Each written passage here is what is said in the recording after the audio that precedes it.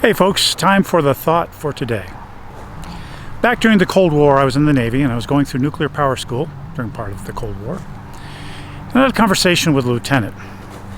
And I said to the lieutenant, I believe that we're no better than the Russians, that if we had the same conditions in the US that they have in Russia, we would do the same horrible things the Russians were doing. And that lieutenant, he disagreed. He disagreed strongly that we were better people. What do you think? Was the lieutenant right?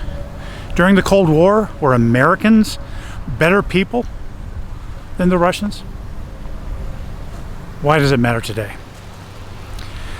Well, there was a Twitter thread, a bunch of tweets, and in that thread, the writer asked a similar question. He asked, if you grew up on a plantation down south just before the Civil War, would you think that blacks were lesser people and that slavery was all right? And I know if you're not white, you might say, well, I can't. No, pretend you're a white person. Living, if you are a white person. Otherwise, pretend you're a white person living on that plantation and you've been brought up to believe that blacks are inferior and that slavery is okay. Would you then think it was okay? What do you think? I would suggest to you that unless you answer probably, you don't know your own character and you don't know the character of humankind.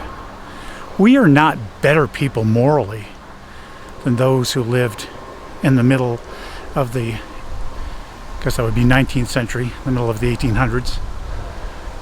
We're just as bad as they are.